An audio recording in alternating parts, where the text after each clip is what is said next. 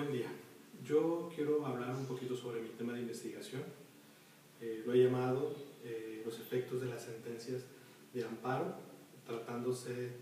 de amparo promovido contra leyes. Parto de la idea principal de la protección de los derechos humanos que vienen consagrados en la Constitución, particularmente en el artículo 1 de la Constitución, que hace referencia al principio pro dominio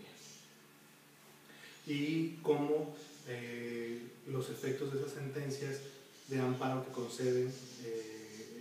la protección de los juicios de garantías a los quejosos y cuál es la trascendencia que debe de tener esos efectos una vez que se modifica la norma. Parto principalmente de nuestra Constitución.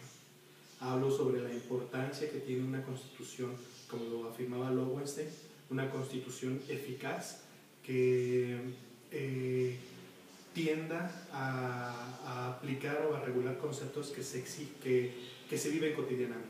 Una norma, obviamente, que tenga esa capacidad de poder regular a hechos actuales. Partimos de ese principio, obviamente, en atención a la cuestión de los derechos humanos como parte fundamental que debe ser consagrado en una Constitución. Obviamente los derechos humanos que contemplan la Constitución como principio de supremacía constitucional y a través, cómo es protegido por la misma Constitución a través de los controles constitucionales. Hay que recordar que los controles constitucionales los establece la misma Constitución y existen, dependiendo de un ordenamiento, controles difusos y controles concentrados. Obviamente nosotros vamos a manejar lo que es el juicio de garantías como control concentrado. En ese sentido, del control concentrado, es importante señalar cuáles serían los efectos de esa sentencia, puesto que cuando la Suprema Corte, a través del control difuso o de las acciones de inconstitucionalidad, puede declarar inconstitucional una norma, el control difuso me refiero a la capacidad que tienen todos los jueces de observar la norma atendiendo al canon de convencionalidad, que ellos deben de prevalecer sobre una norma secundaria en la Constitución.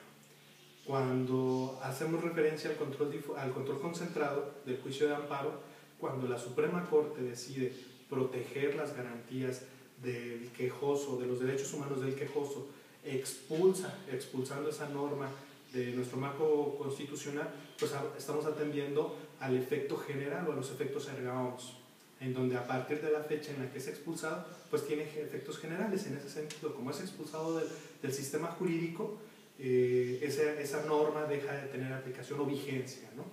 Pero ¿qué sucede cuando esa norma solamente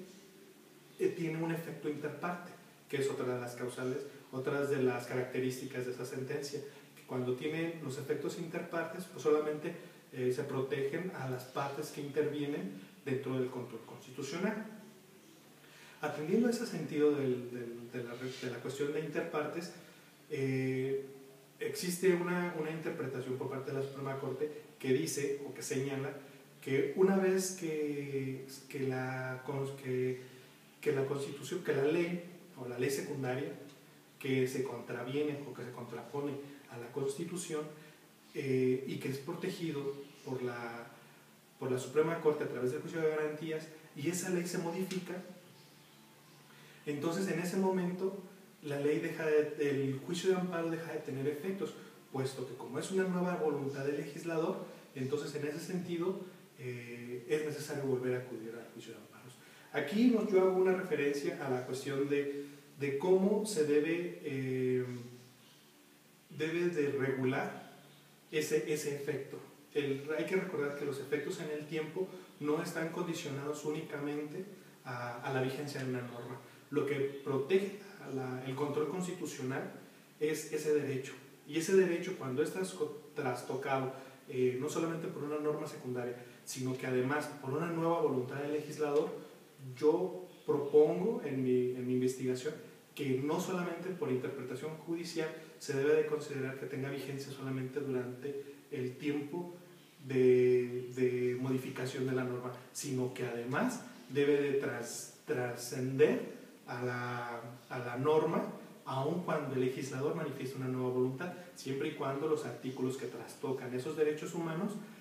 no hayan sido modificados, o que si se modifica no sean cuestiones de fondo. En las reformas, si son cuestiones de reforma, pues entenderíamos y estaríamos en el supuesto de que debería de haber un nuevo juicio de garantías o un juicio de amparo, pero cuando no se modifican o no se trastocan esas circunstancias que afectan directamente la violación de los derechos humanos, entonces en ese caso el efecto de la sentencia debe trascender, aun y cuando la ley se modifique.